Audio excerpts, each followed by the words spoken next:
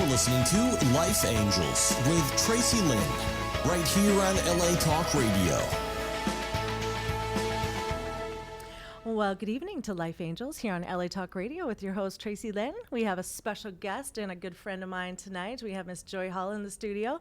Welcome again back to Life Angels, Joy. Thank you. I appreciate you having me on here. Yes, Joy and I have had quite the journey. You know, we've been going at this for about a year, working with the Dying to Be Thin. Over a year now. A little over a year. Almost 2 years from the start, and then a year when we, last year when we had our event, but almost 2 years from the start of actually moving everything forward. Yes, and what we're talking about is the Dying to Be Thin campaign. So I work on the board of directors, and Joy is the CEO and VP of Dying to Be Thin campaign. And so we've been basically working around the world, educating and motivating and teaching kids and families about eating disorders. It's such one of those touchy subjects, and it's one of those things that, I never wanted to talk about growing up. It was one of those things that I struggled with. And I struggled in every area. People always ask me, well, what was your eating disorder? And I was like, well, what wasn't it? Because, I pretty much hit the mark on every eating disorder. And it's one of those things that carries with you, if you don't agree, Joy, for your whole life, because it's one of those things that you really have to be careful about, because it can get you when you least expect it. And eating disorders, would you agree that it's a psychological... Is it a mental illness? Would you consider it? It is a mental illness, absolutely. Yeah, absolutely. And it's, based on psychological, disorders, mental health. And, I studied this in school, and it was also one of those things because it was so close to my heart. I couldn't understand why, sometimes when I feel depressed or going through all these different things, my eating disorder really came up for me, and it was one of the things that I really learned is that it was one thing that I could control. So, for example, when things weren't going right, I could control my eating, whether it be binge eating, whether it be starvation diets, whether it be, doing the fad diets where you're taking all the fat burners and the laxatives and all those, fun things that I don't recommend. So this is going to be a really touchy subject tonight. I'm looking all studious in my glasses tonight. So we're going to be having a fun conversation, and hopefully we're going to have a caller call in. Psychologist Dr. Monica Wilson, and so she'll be calling in. If not, we're going to be talking a little bit about her. So tell us, Joy, how did you get started on the Dying to Be Thin campaign? How did it all start for you? It's funny. I was, what was I doing? I don't know what I was doing before that. I really wasn't doing anything. But I just started reading up on kids and saw an article about eating disorders that was relating to kids. And I was very shocked and surprised to see that this problem is such a huge problem that no one's doing anything about, or people are, but it's on a very small scale. Yes, absolutely. And because I have a daughter who at that time was 10 when I started on this, 9 actually. Yeah. It scared me to read the statistics that it was possible that behind my back, my daughter could have an eating disorder and I wouldn't even know it. Yeah. And can you tell the listeners and viewers tonight what the statistics are with eating disorders? And this is not gender biased as well. This is also, with boys, girls, men, women as well. So. I'm just going to read some of them off right here. Right. It's kind of alarming. Recent survey shows that 46% of all young girls between the ages of 9 and 11 are dieting and dieting often. Okay. Their parents don't know. The teachers don't know. Over 50% of teenage girls and 33% of teenage boys are using restrictive measures to lose weight at any given time. 33%. Wow, that's a lot, especially for boys. You don't think, and being in the industry, the health and fitness industry, I see this a lot, and I see it a lot with, being exposed to competitors as well and people in the fitness. A lot of guys going through this and really struggling with, and we're going to dive into and tap into a little bit more, but the body dysmorphia, and that was a big one for me. There was this kid. Actually, he wasn't a kid. He was 18 last year, and he just kind of overheard me telling the youth leaders at my son's youth group what I do. They just, I don't even know how it came up, but they asked me what I do. I told them I run a campaign for youth eating disorders. Yeah. Well, as soon as they left out, he says to me, "I just want to thank you for what you're doing." And he said, "I'm 18, but at 16, I was very obese." And he said that, he something clicked in his brain one day and he just stopped eating. Like something just clicked and he stopped eating. Yeah. And nothing was an emotional trauma, or because I mean, well, he knew he was overweight. Yeah. And you know, he was teased and stuff for that. But he said this all of a sudden, it wasn't anything gradual. He just stopped eating. Wow. And he said he dropped weight so fast. And I said, well, did anyone try to help you or anything? He said no one did anything for him. Nobody questioned him. He said every once in a while his friends, his close friends, would make a comment about how much weight he had dropped. But he said, Joy, it wasn't until I was hospitalized and my spinal cord was showing that they finally got me help. That breaks my heart. Why it takes that long, and I don't even know if that was a girl, would they have done something about it a lot quicker than that's a good than point. him? That's a good point. And people just, I mean, society is, you know, I hate to say it, but it's so messed up because, you know, it's all the aesthetics and being, especially in my industry, I mean, you know, it's the looks and the how you look to people, and people, you know, are just jeopardizing their health because what goes on internally, we have no idea. I mean, it's so hard on the organs just alone, starving yourself, you know, and what they're saying, you know, these strict diets and things like that, like calorie deficits, people that are, you know, I remember blacking out, passing out, you know, just like falling face down and falling backwards and, you know, cracking my head open because I had no nutrients in my body. I was so malnourished. And, you know, people are laughing about it. They're like, well, at least you're skinny, you know? And it's like, I mean, there's even jokes about people who are like, oh, you can get ribs taken out. I mean, it's just so extreme out there that it's just so sad that we live in this society that's just so vain and, you know, and it's just like, unfortunately, people aren't worried about getting to the heart of a person rather than just how we look. Exactly. And that's what I like to really discuss when I'm talking to the youth is, and you know, because we did the, we went into JFK school. Yeah. And that was really amazing. cool. It's a high school. And that's the one thing that we did a lot of talking and discussing about was seeing ourselves from the inside, not just the outside, because the inside is what really matters. And to be honest, if we could start seeing ourselves and each other from the inside instead of the out, how much of a difference is that going to make? And I'm pretty sure we'll see a decrease in these statistics because we're not going to care as much. But then there's the whole other side of it in regards to there's still this opposition when it comes to talking about eating disorders. You have one group that says it's purely psychological. You have one group who says it's purely biological, you know, some kind of genetic thing. And then you have another group that says it's just plainly caused by media and, you know, outside influences messages. And sources, And personally, I think it's all three, and I wish Dr. Monica was on with this.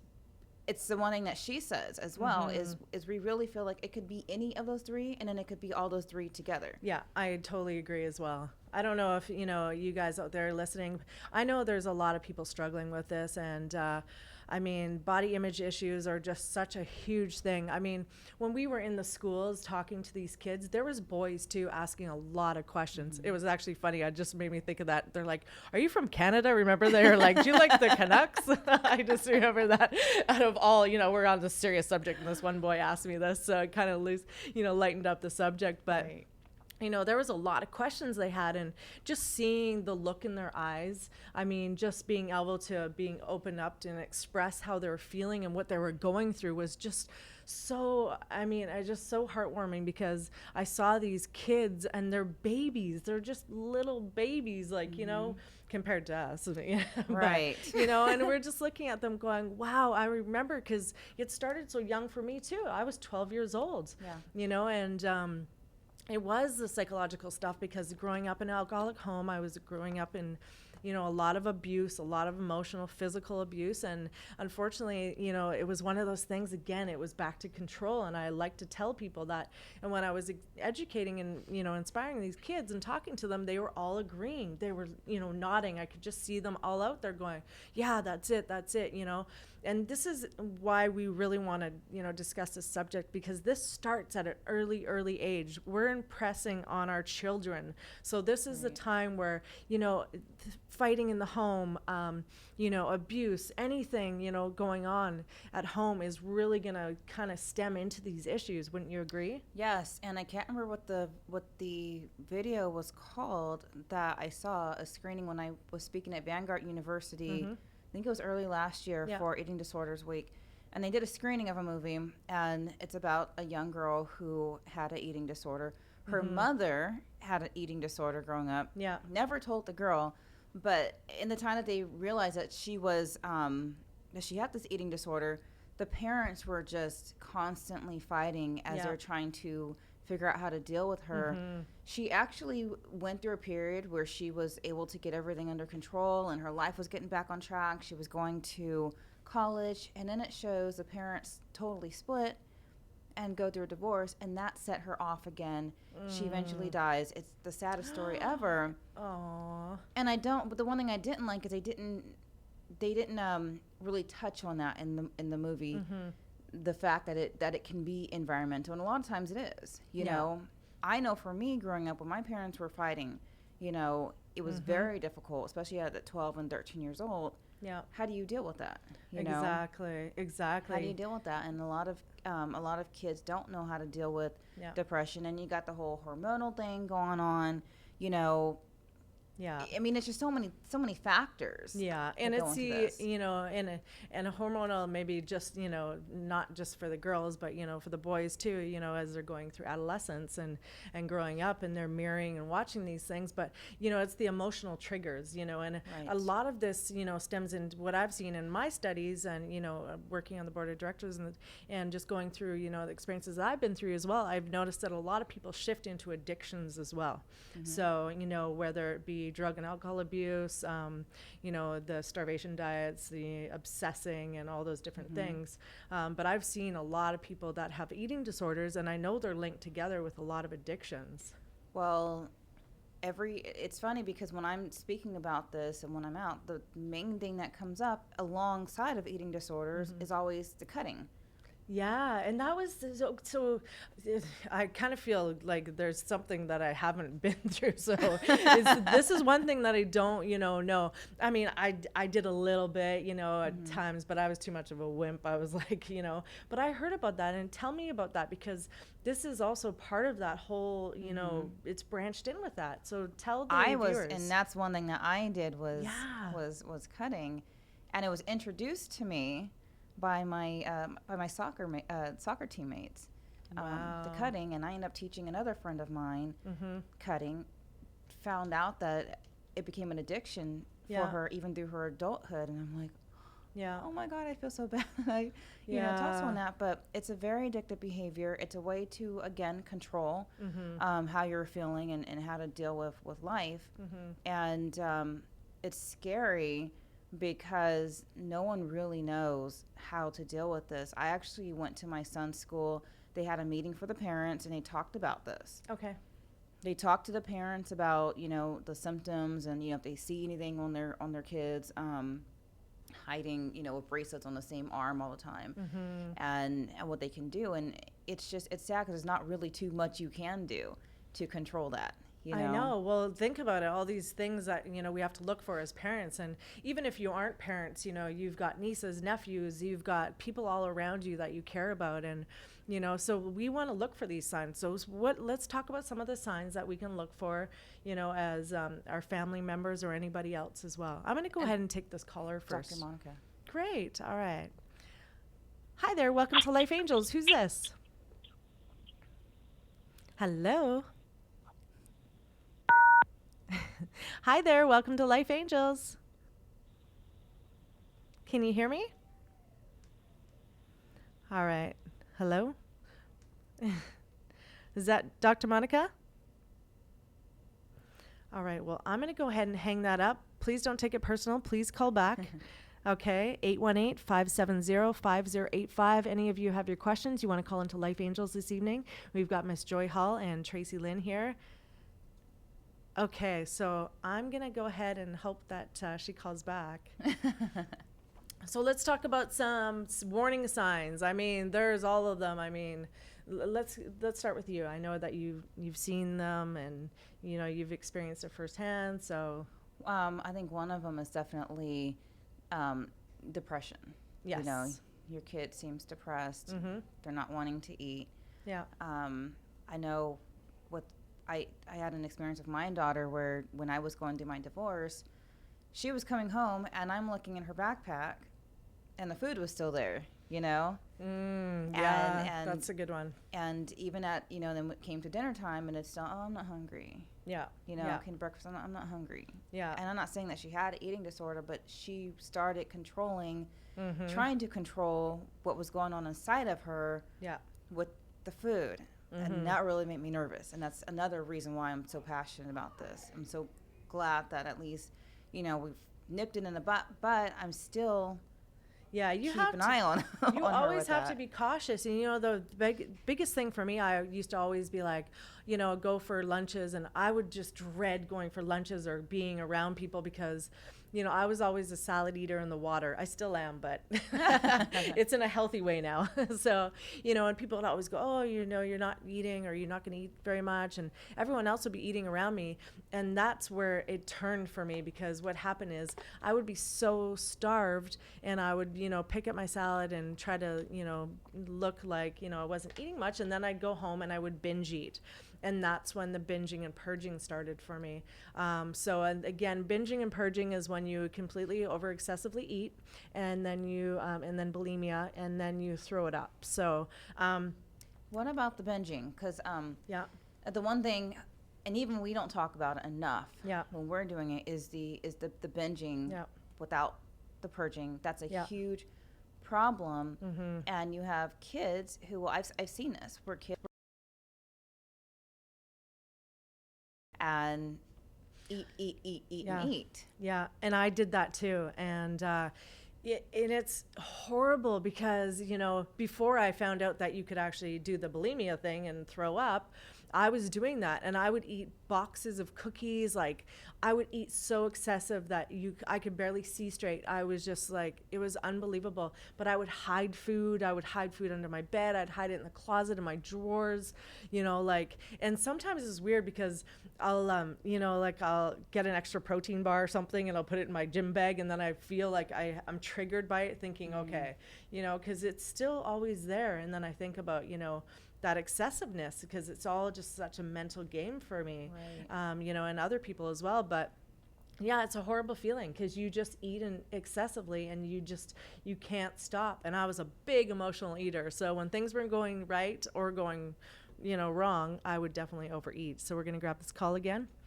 Hi there. Welcome to Life Angels. Good evening. It's Dr. Monica. How are you? Hi, Dr. Monica. I'm good. It's Tracy Lynn here. It's so great to actually talk to you again. It's been a while. Well, it has been a while, and I'm very grateful that you have invited me on your show. And I tried to call in a couple of times, but for whatever reason, I couldn't get connected. So if you could hear me and I couldn't hear you, I apologize. No, that's okay. You're on now. So I would like to, unfortunately, my viewers can't see you, but Dr. Monica, Yeah. Can you just introduce yourself and let my viewers and listeners know who you are?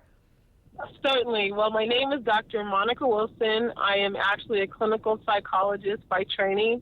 I run the Department of Psychology at National University, San Bernardino campus, where we offer the undergraduate psychology program as well as the Masters of Arts in Counseling. Okay. I am also appointed by the governor of the state of California to look over our public health system. I'm a sound advocate for children and adolescents that are dealing with eating disorders, and just love to bring awareness to issues that are important in regards to mental health. Oh, wonderful. Thank you. I know I had the pleasure of, working with you at one of the campuses, well, the high school that day. So Yeah. It's a pleasure to talk to you again. And, we just want to be able to educate and motivate people and help them, just learn what eating disorders are all about and how we can look for it and different signs that we can look for.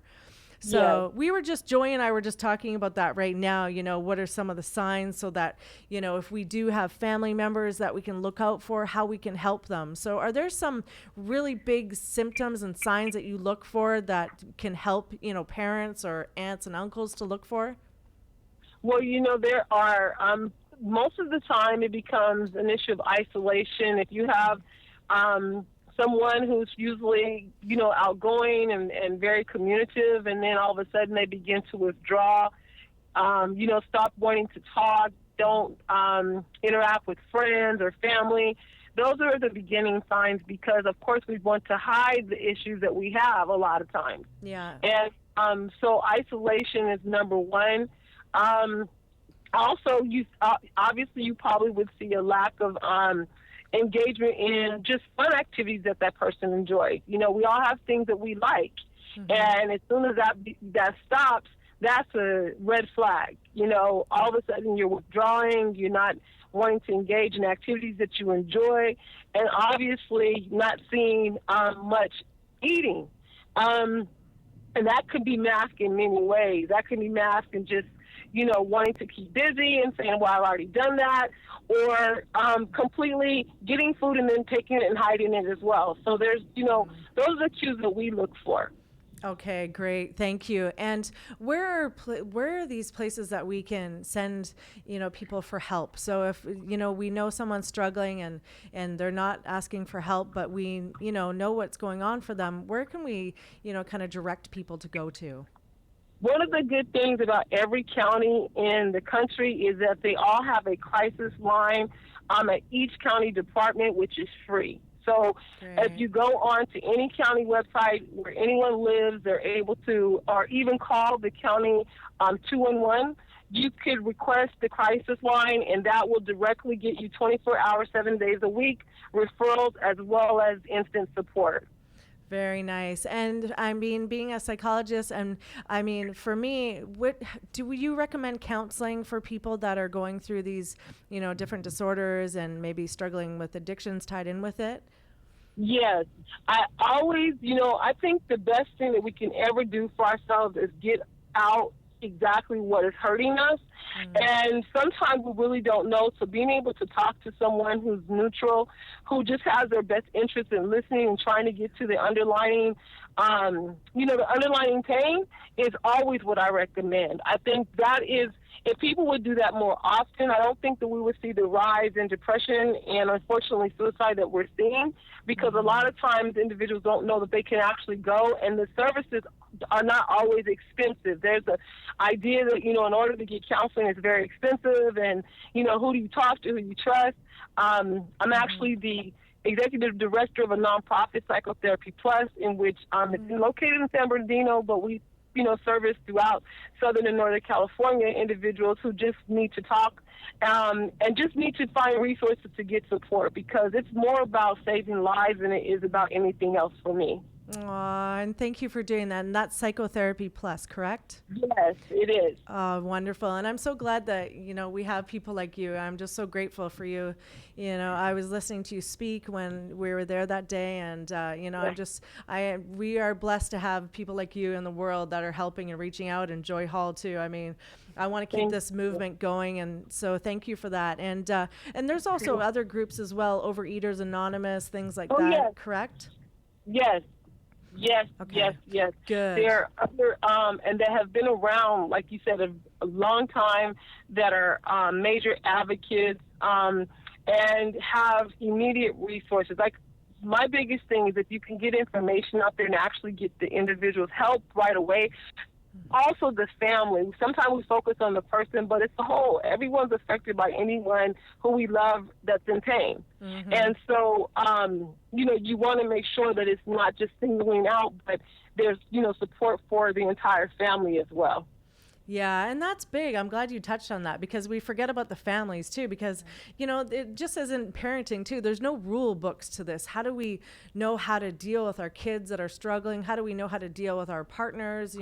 Anybody who's struggling with these things, because we're never taught any of this. So that's a hard part, because if you're struggling, if your family member's struggling, or somebody that you love, imagine what the other people are going through, because it's such a hard thing to watch somebody that you care about and love struggle, or even, a perfect stranger as well. When we were in the schools, we were watching these kids and just the hurt and the pain in their eyes, and they, and I was just like, it broke my heart because I was watching them, and it was so nice to be able to see some of them talk and really get that out there, and like you say, having that safe ground where someone can, a neutral party, so that they can speak to. So if you're, and if there's somebody out there, I would suggest to you, and I'm sure you both agree, that if you're out there struggling with an eating disorder or any type of issue in this, any way, shape, or matter, then reach out to somebody you trust and, ask them for help. But, just the biggest thing for me is I want to share, and struggling with eating disorders my whole life, is that don't keep it a secret, because the secret is where people, end up dying because of this disease. Very true. Yeah, and it's so sad. So if you can, reach out to Dr. Monica, and reach out to Joy Hall, reach out to myself. We also have Kimberly Spencer as well. Unfortunately, she wasn't able to come on the show tonight, but we're all available to you guys. And I want to say a little prayer out there for everybody who's struggling with an eating disorder, or just, self-love, or, losing hope. Just never lose hope. Once we get to that, they say the end of your rope, you just tie that knot and hang on, right? That's so true. And like you said, the biggest thing is sometimes being able to get access. It takes a lot of courage to be able to open up about the things that are making us vulnerable, especially when we're in pain. And so, self-disclosing is a challenge for many people, because they're already dealing with the fact that they don't have a feeling of empowerment. I just like to call it at that moment you might just not feel the strength that's really inside. And so you're afraid to open up to someone that you don't know, or even those who you do know, because judgment and stigma are major issues that we must overcome in any type of health awareness. We focus a lot on and accepting physical health as part of the reality of our lives, but not a lot of education has been focused on mental health. And mental health is just your mind and your body. It's no different than a physical element. And so it's not something that's defective. You're not, somehow unwired improperly or anything. It's just we are mind, body, and soul, and therefore every part of us needs to be attended to. And we all have mental health, and sometimes those challenges can become overwhelming. People have depression that they don't know, and depression is actually another indicator that leads to eating disorder. And so we want to be able to educate, but as well as, like you said, be able to find and open it up for people to have safe places. Thank goodness for technology. We're able to do telecounseling, which is you're able to do it over the phone or through the internet or through email. It doesn't have to be someone having to come directly to an office now. We want to make it to where people feel, no matter what portal that they choose to use, to self-disclose about whatever their challenges are, that we're there to support them at every stage. And I think that's the most important thing that I really want to get across, is that there are a lot of resources, that there is hope, and that, not just myself, but like you and, of course, Joy, and many that I'm aware of that are in the mental health field are there to support the individuals and families at every stage of their life. Yes, absolutely. So true. And, I'm glad that you touched on that as well, because that was the biggest thing for me. I actually didn't, really come out until, about my eating disorders and my addictions until I came here to California. By the grace of God, I met Joy, and thank you to James, Best Way to Health. Shout out to him. And I know you're probably listening. I just adore you, James.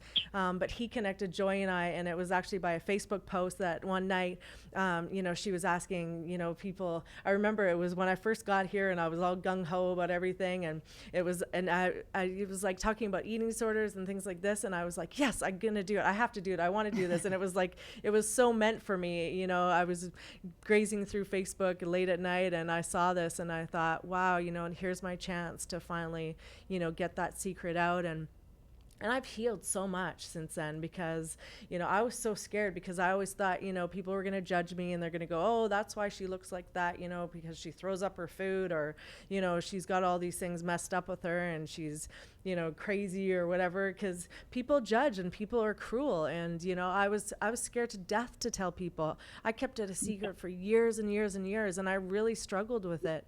And, once I got into the competing part of my life and, over the last 5 years, a lot of things came up for me again. And, I was really kind of, on that slippery slope where because I was able to open up about it, people were able to rally around me and help me through it. Yes. And that's the biggest thing. That's why if you get it out in the open, there are going to be people that will support you and help you. And yeah, there's going to be people that will judge you and criticize you, but you'll get through that because there's more loving people like us that will help you and wrap our arms around you and, take you under our wings. That's very true. And most of the time we're the people who are, not necessarily as supportive. It's because they're afraid and they're just unaware. Yes. We are afraid of the things that we don't feel that we can do something about sometimes. And so it's a defense mechanism. But like you said, that there are more people who are willing to support and actually get to the underlying issue that is driving the behavior, and I think you said if we can save one life, we have done a million, and that's really what it's about.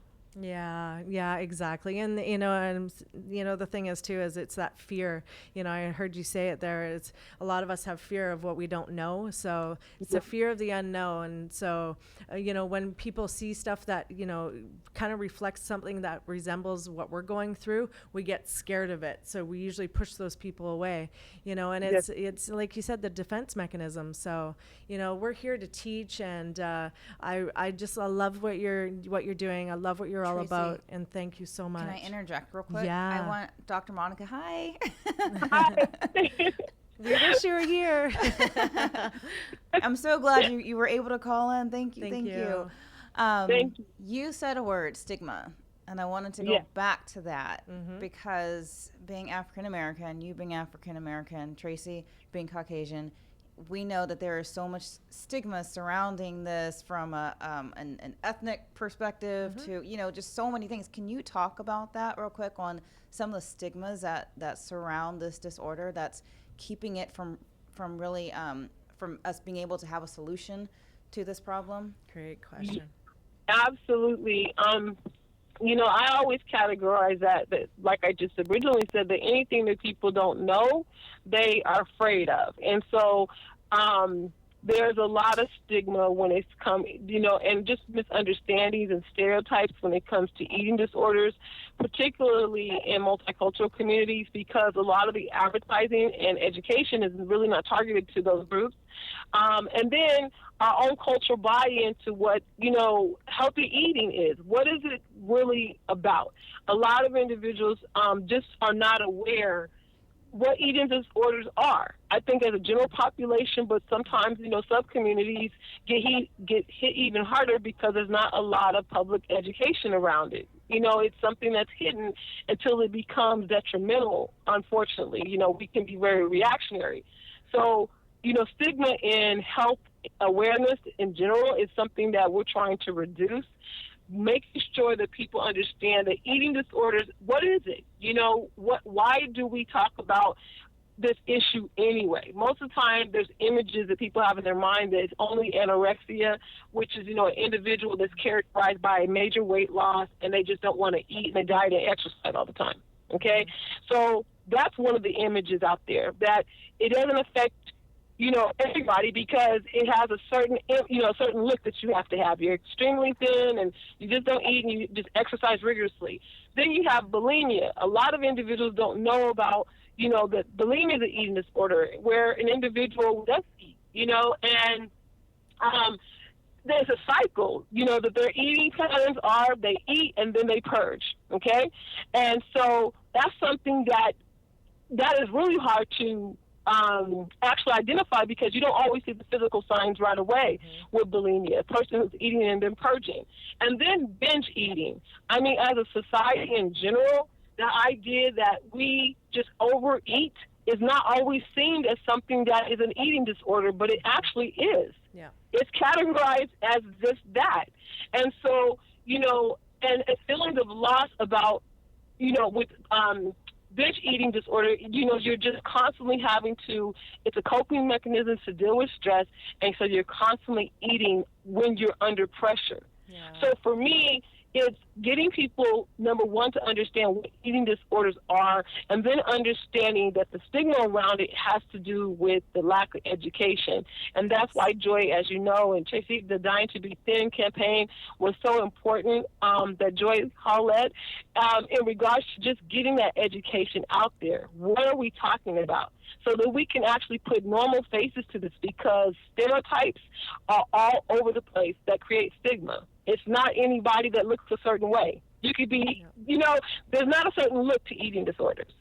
And that's one of the things that you said earlier. What are the signs? Being able to look at patterns of behavior. If somebody was outgoing and then they're starting to be withdrawn and things like that will give you indicators. But like I said, I think the education reduces the stigma, and then getting out of the idea that certain groups just don't have those issues.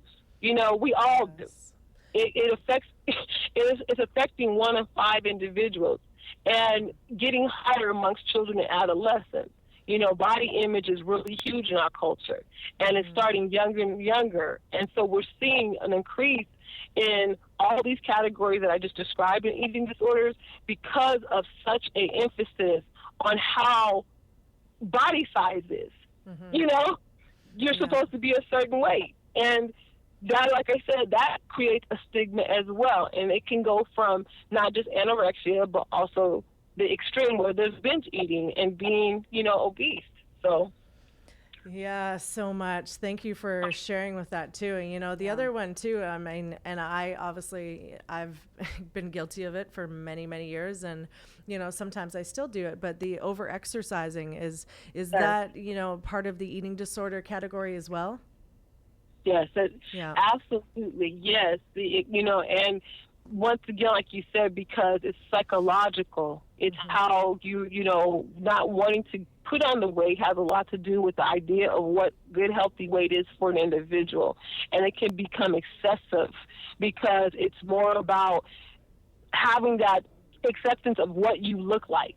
Yeah. And it can become, excessive to the point to where you're not ever comfortable within yourself unless you look or feel a certain way.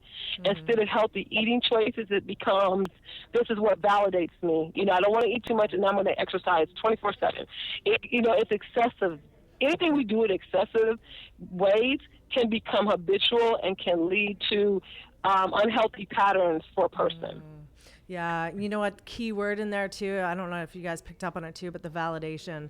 And that's key too, because, and I come across that a lot, and I see that a lot with a lot of my clients, that are very excessive. It's like, excessive with the workouts. And I know too, if some things are going on for me, I always have to take a look at it, because I got to take a step back and go, okay, so I'm having a hard day, or I'm going through emotional stuff, and I go, okay, I'm going to work out in the morning, I'm going to work out at night. I mean, obviously my schedule is a little bit excessive because I compete, but, I know when the pattern starts slipping in, and, where it's, it's that validation you're looking for from other people, or, you're just your ego or whatever it is. But, when those excessive things come up, we got to take a look at patterns. And I highly suggest, I tell a lot of my clients that I see with excessive behavior is to jot a little journal on, what's going on for you at that time when you notice different patterns like that.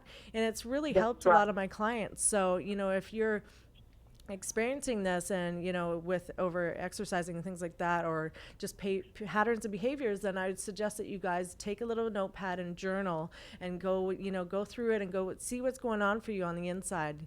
And a lot of it obviously starts with your mental health as well. What's going on for you. Absolutely. Yes. I also wanted to just bring up briefly that another sign is that's associated with eating disorders is cutting. We touched about that a bit. Oh, you already did? Yeah, but no, it's great because Joy can really, because that was one of the things that I didn't, have personal experience. So Joy was sharing with us a little bit about that. So yeah, I'm glad that you touched on that too, because people don't talk about that. So you can share if a little bit of your insight, that would be great as well, Dr. Monica.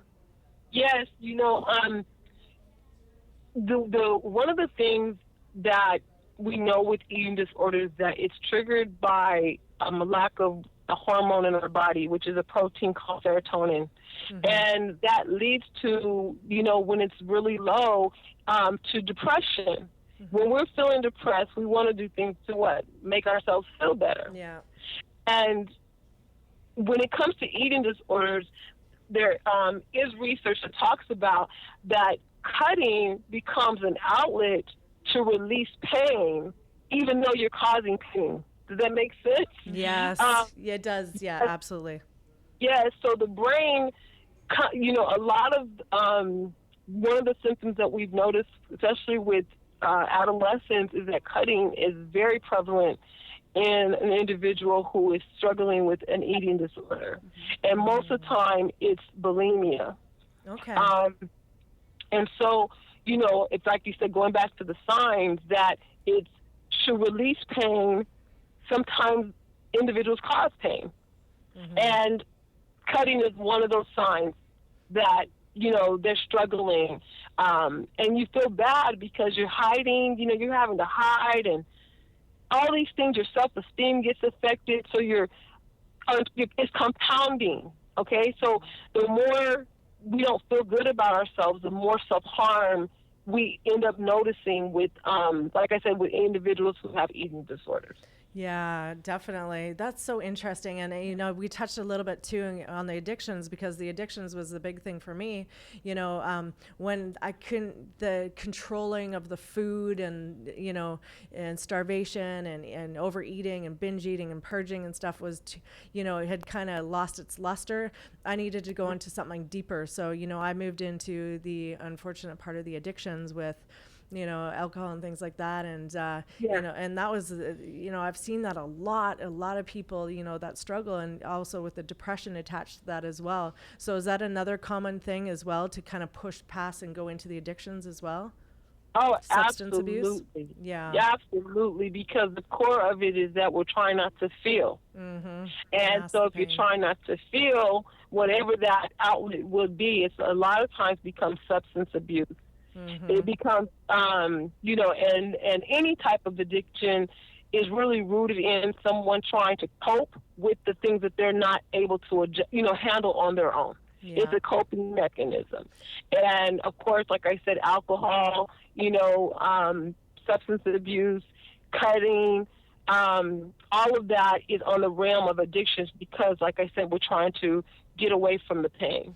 Yeah, masking the pain. So, if we talk more and we open up, you guys, we're here to help you guys. You can find me also on social media, on Facebook, Tracy Lynn Cowan, and you can find Joy Hall also on Facebook. And where are the other places? And Dr. Monica, where can we find you?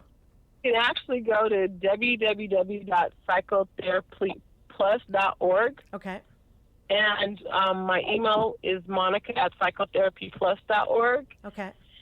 And I am also on Facebook. Joy, you can find me on Facebook. I found you. Yes, one of the things with social media, like, confidentiality as a therapist and a clinician, really wanting individuals to have the anonymity to feel comfortable with going to a therapist. I keep that in a safe place and sacred. So social media is not one of the areas that I have to push in regards to the private practice that I have and the services, but our agency provides all that. And so that's the best outlet to reach me. Our phone number also is 909-477-9977. Beautiful. Thank you so much. I just really wanted to thank you for taking the time to, share with us and be on air tonight on Life Angels and saving lives and, and helping people. So reach out to Dr. Monica Wilson. Thank you for coming on the show tonight. having me. So Yes. I'm very grateful. Thank you. I know that we'll be seeing you soon at you Yes. know, around. We'll be going around the world. I know this next year coming up is going to be huge for all of us. So I look forward to seeing you in Absolutely. person, and I'll give you a big hug then. Thank you for everything. So I'm giving you a big hug back. Whatever I can do, I'm here. Please, anyone who's struggling, reach out to a support group in your local community. Like I said, the county agencies all have a crisis outline. You can contact Psychotherapy Plus, myself, and we will link you up with those who can wrap their arms around you and give you the support that you need as you journey through the stages of life. Aw, thank you so much for being a Thank life you. angel. We love you and sending you lots of love and light, okay? We'll see you soon. Bye. Bye-bye. I love her. I absolutely do too, and I feel so blessed. Just so everybody knows that for the Dying to Be Thin Youth Eating Disorder Awareness Movement, Psychotherapy Plus is our strategic partner. Yes. Because it's not enough, and we say it all the time, it's not enough to just bring awareness to something. We have to have a solution, and so it was very important for us to have Psychotherapy Plus as part of our as our strategic partnership for this to help bring about the solution. Yeah. Not just the awareness. And I love that we can talk about Absolutely. both, you know, with them, but it's so important. So I love Dr. Monica. Yay. Love Dr. Monica. Yes. Thank you so much. We have a couple more minutes too, so we had such a great gala last year, and for the Dying to Be Thin campaign, that was amazing. So we're going to do another one this year? Yes, we are gearing up for a Christmas gala. Everything is TBA right now. Okay. Okay. So, but you can definitely go to our social media, to our Facebook. Yeah.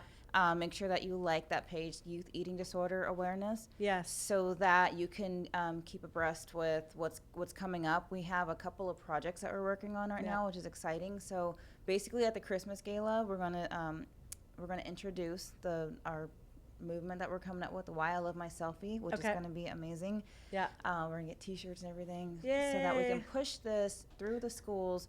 Because it's so important that these kids are looking at themselves from the inside. And real quick, if you remember when we were at the JFK High School, we asked, remember I had the kids to come up, 3 of them I believe, Yes. and tell us what they loved about themselves. That was so hard for them to do. Remember I that? remember. And the one thing that I stood out for me is it was interesting because some of the things they said, and, you know, one was like, I'm very creative. But you it know? took forever for them to pull it out. And so with the Why I Love My Selfie movement that we're going to do through the Dying to Be Thin campaign, because it's not, we got to tackle why these kids are having these issues. So with this, they're going to have to hashtag why I love my selfie, but we want them to say what they love about themselves. Yeah. And I think it's horrible that in this day and age, it's so bad, I guess, when we say why we love ourselves.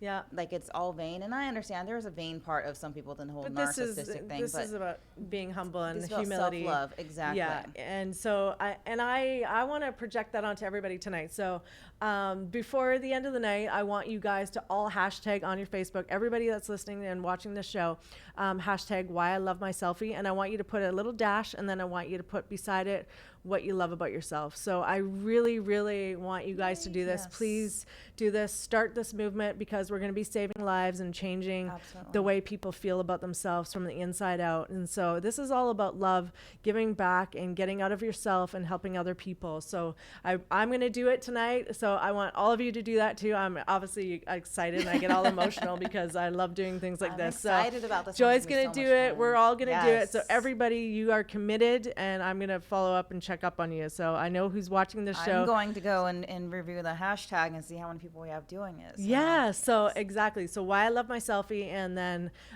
do we want to put a little dash, and then, or do you just want it with the full hashtag? Well, hashtag the full why I love my selfie, and then if they want to put a dash or whatever as to And why, then- I just want to know why you love yourself. Don't just put why I love my selfie. No. We want to know, what do you love about yourself? I don't care if it's your pinky, your eye, whatever, you know. And you know what? Let's go ahead and just keep doing that every day, because Absolutely. it's the same thing about being grateful, you know, having gratitude in your hearts, why you love yourself as well. Self-love and self-respect is huge. So I want you guys to start doing that tonight. I thank Dr. Monica Wilson for calling in tonight, an amazing woman, and Joy Hall. She's, you know, I definitely want you guys to follow her on Facebook. She's always got such positive, amazing things up on her Facebook, and I love you to death. Thank and you it's so Joy much. with the I. It's J-O-I. Joy with an I, Tracy with an I. Hall, yes. Yes. Okay, good. And I'd like to thank all my sponsors at NutriShop Woodland Hills, Thousand Oaks, Setwear Fitness, Vitargo, Vina, Roseanne Hypnotherapy, and also No Limit Muscle. We're going to be at the Olympia next weekend. I want you guys to come down and see me. I'm going to be at the Dumbbell Jewelry booth and with my girl Galena. So come down and visit us. We're going to be supporting her. It's going to be a fun event. So you can find all the information on my Facebook and stuff under Tracy Lynn Cowan, Tracy Lynn Health and Fitness Coach, and also TLC Athletics, and under Twitter and Instagram. And you can also find my new YouTube channel, which is Tracy Lynn Cowan, COWAN, and that is under TLC Unleashed. You can check out my new protein bars and a lot of things that I'm doing. I want to give a shout out to all my friends, family, everyone that's been supporting us.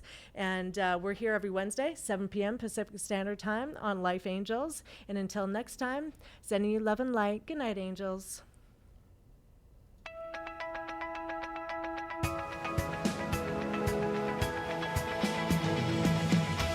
You're listening to Life Angels with Tracy Lynn, right here on LA Talk Radio.